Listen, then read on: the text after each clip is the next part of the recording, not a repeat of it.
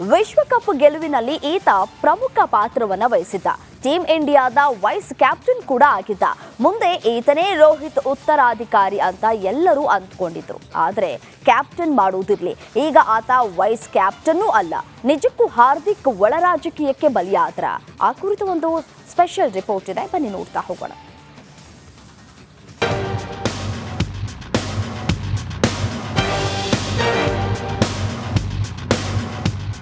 ಹಾರ್ದಿಕ್ ಪಾಂಡ್ಯಾಗೆ ಮತ್ತೆ ಧೋಕಾ. ಬರೋಡಾ ಹುಡುಗನನ್ನ ಕ್ಯಾಪ್ಟನ್ಸಿ ಆಗದಂತೆ ತಡೆದಿದ್ಯಾರು? ಒಳ ರಾಜಕೀಯಕ್ಕೆ ಬಲಿಯಾದ್ರ ವಿಶ್ವಕಪ್ ಹೀರೋ. ಬಿಸಿಸಿಐ ವಿರುದ್ಧ ತಿರುಗಿ ಬಿದ್ರು ಪಾಂಡ್ಯ ಅಭಿಮಾನಿಗಳು.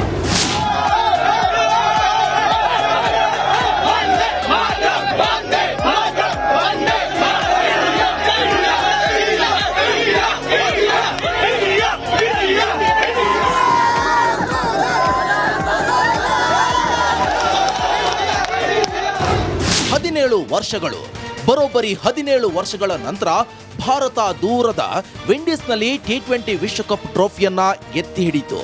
ಈ ಗೆಲುವಿನಲ್ಲಿ ಪ್ರಮುಖ ಪಾತ್ರ ವಹಿಸಿದ್ದು ಇದೇ ಹಾರ್ದಿಕ್ ಪಾಂಡ್ಯ. ಫೈನಲ್ ಪಂದ್ಯದ ಆ ಕೊನೆ ಓವರ್ನ ಮರೆಯೋದಕ್ಕೆ ಸಾಧ್ಯನಾ? ಖಂಡಿತ ಸಾಧ್ಯ ಇಲ್ಲ. ಶಾನದಾರ್ ಬೌಲಿಂಗ್ ಮಾಡಿದ ಪಾಂಡ್ಯ 17 ವರ್ಷಗಳ ನಂತರ ಭಾರತ ವಿಶ್ವಕಪ್ ಎತ್ತಿ ಹಿಡಿಯೋ ಹಾಗೆ ಮಾಡಿದ್ರು. ಇಡೀ ಹಿಂದೂಸ್ತಾನ ಕುಣಿದು ಕುಪ್ಪಳಿಸುವ ಹಾಗೆ ಮಾಡಿದ್ರು. ಆಗ ಇಡೀ ಕ್ರಿಕೆಟ್ ಜಗತ್ತು ಪಾಂಡ್ಯನನ್ನ ಕೊಂಡಾಡ್ತು. ಆದ್ರೆ ಇವತ್ತು ಅದೇ ವಿಶ್ವಕಪ್ ಹೀರೋಗೆ ಬಿಸಿಸಿಐ ಮೋಸ ಮಾಡಿದ್ಯಂತೆ. ಪಾಂಡ್ಯಗೆ ಮೋಸ ಮಾಡ್ತಾ ಬಿಸಿಸಿಐ. ವಿಶ್ವಕಪ್ ಹೀರೋಗೆ ಅವಮಾನ ಮಾಡಿದ್ದು ಸರಿನಾ? ಟಿ20 ವಿಶ್ವಕಪ್ ಗೆದ್ದ ನಂತರ ರೋಹಿತ್ ಶರ್ಮಾ ಟಿ20 ಕ್ರಿಕೆಟ್ಗೆ ಗುಡ್ ಬೈ ಹೇಳಿದ್ರು. ಆಗ ವೈಸ್ ಕ್ಯಾಪ್ಟನ್ ಆಗಿರುವಂತಹ ಪಾಂಡ್ಯನೇ ಟಿ20ಗೆ ದಂಡ ನಾಯಕ ಅಂತ ಎಲ್ಲರೂ ಅಂದ್ಕೊಂಡಿದ್ರು. ಬಿಸಿಸಿಐ ಕೂಡ ಹಾರ್ದಿಕ್ಗೆ ಪಟ್ಟಾಭಿಷೇಕ ಮಾಡೋದಕ್ಕೆ ರೆಡಿ ಆಗಿತ್ತು. ಆದ್ರೆ ಈಗ ಕ್ಯಾಪ್ಟನ್ಸಿನಲ್ಲಿ ಪಾಂಡ್ಯನೇ ಇಲ್ಲ. ಕ್ಯಾಪ್ಟನ್ ಹೋಗ್ಲಿ, ವೈಸ್ ಕ್ಯಾಪ್ಟನ್ ಪಟ್ಟದಿಂದಲೂ ಅವರಿಗೆ ಗೇಟ್ ಪಾಸ್ ನೀಡಲಾಗಿದೆ. ಕುತಂತ್ರಕ್ಕೆ ಬಲಿಯಾದ್ರ ಹಾರ್ದಿಕ್. ಅಂದ ಹಾಗೆ ಒಳ ರಾಜಕೀಯಕ್ಕೆ ಪಾಂಡ್ಯ ಬಲಿಯಾದ್ರ ಅನ್ನೋ ಅನುಮಾನ ಕಾಡ್ತಿದೆ. ಇನ್ನು ಹೊಸ ಕೋಚ್ ಗಂಭೀರ್ ಕೂಡ ಹಾರ್ದಿಕ್ ವಿರುದ್ಧವಾಗಿ ಇದ್ರು. ಪಾಂಡ್ಯ ಕ್ಯಾಪ್ಟನ್ ಆದ್ರೆ ನಾನು ಕೋಚ್ ಆಗಿ ಇರೋದಿಲ್ಲ ಅಂತ ಬಿಸಿಸಿಐಗೆ ಖಂಡ ತುಂಡವಾಗಿ ಹೇಳಿದ್ರಂತೆ. ಇನ್ನು ರೋಹಿತ್ ಶರ್ಮಾ ಕೂಡ ಸೂರ್ಯಕುಮಾರ್ ಪರ ಬ್ಯಾಟ್ ಬೀಸಿದ್ರಂತೆ. ಹೀಗಾಗಿ ಬಿಸಿಸಿಐ ಕುತಂತ್ರಕ್ಕೆ ಹಾರ್ದಿಕ್ ಬಲಿಯಾದ್ರ ಅನ್ನೋ ಅನುಮಾನ ಕ್ರಿಕೆಟ್ ಪ್ರೇಮಿಗಳನ್ನ ಕಾಡ್ತಿದೆ. ಒಳ ರಾಜಕೀಯಕ್ಕೆ ಸ್ಟಾರ್ ಆಟಗಾರ ಬಲಿ. ಫೈನಲ್ನ ಕೊನೆ ಓವರ್ನಲ್ಲಿ ಅದ್ಭುತ ಬೌಲಿಂಗ್ ಮಾಡಿದ ಹಾರ್ದಿಕ್ ಪಾಂಡ್ಯ ಭಾರತಕ್ಕೆ ವಿಶ್ವಕಪ್ ಗೆಲ್ಲಿಸಿಕೊಟ್ಟಿದ್ರು. ಟೀಮ್ ಇಂಡಿಯಾವನ್ನ ಚಾಂಪಿಯನ್ ಮಾಡಿದ್ರು. ಕೇವಲ ಫೈನಲ್ ಮ್ಯಾಚ್ ಮಾತ್ರವಲ್ಲ, ಇಡೀ ಟೂರ್ನಿಯಲ್ಲಿ ಪಾಂಡ್ಯ ಬೊಂಬಾಟಾಗಿ ಆಡಿದ್ರು. ವಿಶ್ವ ಗೆಲ್ಲಿಸಿದ ಆಟಗಾರನನ್ನ ಯಾಕೆ ಕ್ಯಾಪ್ಟನ್ ಮಾಡಲಿಲ್ಲ? ಆತ ಮಾಡಿದ ತಪ್ಪಾದ್ರೂ ಏನು? ಇದು ಪಾಂಡ್ಯಗೆ ಮಾಡಿದ ಮಹಾಮೋಸ ಅಲ್ವಾ ಅಂತ ಹಾರ್ದಿಕ್ ಅಭಿಮಾನಿಗಳು ಬಿಸಿಸಿಐಗೆ ಪ್ರಶ್ನೆ ಮಾಡ್ತಿದ್ದಾರೆ. ಕಾರಣ ಏನೇ ಇರಬಹುದು, ವಿಶ್ವ ಗೆಲ್ಲಿಸಿದ ಒಬ್ಬ ಆಟಗಾರ ಒಳ ರಾಜಕೀಯಕ್ಕೆ ಬಲಿಯಾಗಿದ್ದು ಮಾತ್ರ ನಿಜಕ್ಕೂ ದುರಂತ. Sports bureau, republic Kannada. ವಿಶ್ವಕಪ್ ಗೆಲುವಿನಲ್ಲಿ ಈತ ಪ್ರಮುಖ ಪಾತ್ರವನ್ನ ವಹಿಸಿದ್ದ. ಟೀಮ್ ಇಂಡಿಯಾದ ವೈಸ್ ಕ್ಯಾಪ್ಟನ್ ಕೂಡ ಆಗಿದ್ದ. ಮುಂದೆ ಈತನೇ ರೋಹಿತ್ ಉತ್ತರಾಧಿಕಾರಿ ಅಂತ ಎಲ್ಲರೂ ಅಂದ್ಕೊಂಡಿದ್ರು. ಆದರೆ ಕ್ಯಾಪ್ಟನ್ ಮಾಡುವುದಿರ್ಲಿ, ಈಗ ಆತ ವೈಸ್ ಕ್ಯಾಪ್ಟನ್ನೂ ಅಲ್ಲ.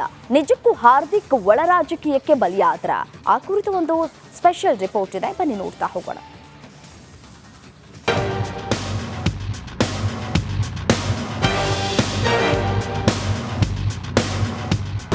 ಹಾರ್ದಿಕ್ ಪಾಂಡ್ಯಗೆ ಮತ್ತೆ ಧೋಕಾ.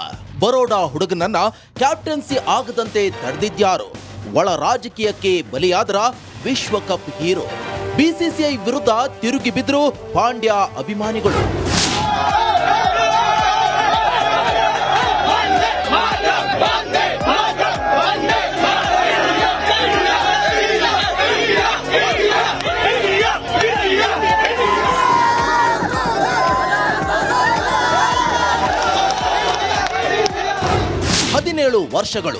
ಬರೋಬ್ಬರಿ 17 ವರ್ಷಗಳ ನಂತರ ಭಾರತ ದೂರದ ವಿಂಡೀಸ್ನಲ್ಲಿ ಟಿ20 ವಿಶ್ವಕಪ್ ಟ್ರೋಫಿಯನ್ನ ಎತ್ತಿ ಹಿಡಿತು.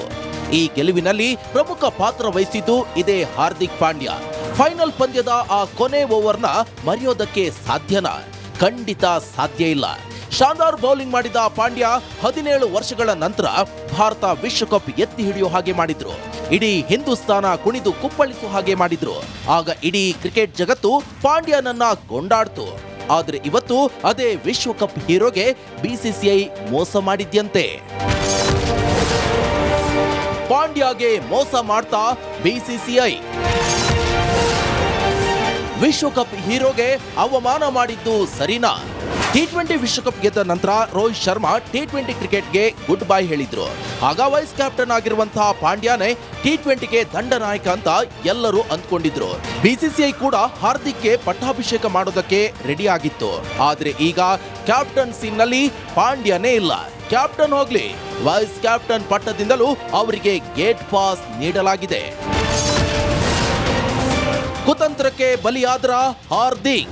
ಅಂದ ಹಾಗೆ ಒಳ ರಾಜಕೀಯಕ್ಕೆ ಪಾಂಡ್ಯ ಬಲಿಯಾದ್ರ ಅನ್ನೋ ಅನುಮಾನ ಕಾಡ್ತಿದೆ.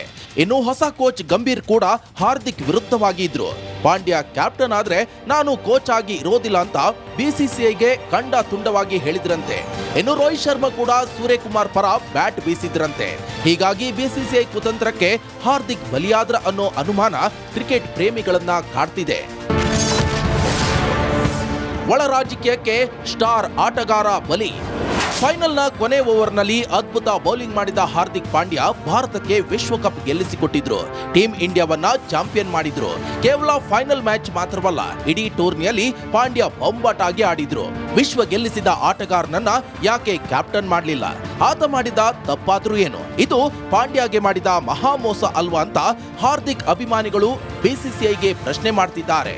ಕಾರಣ ಏನೇ ಇರಬಹುದು, ವಿಶ್ವ ಗೆಲ್ಲಿಸಿದ ಒಬ್ಬ ಆಟಗಾರ ಒಳ ರಾಜಕೀಯಕ್ಕೆ ಬಲಿಯಾಗಿದ್ದು ಮಾತ್ರ ನಿಜಕ್ಕೂ ದುರಂತ.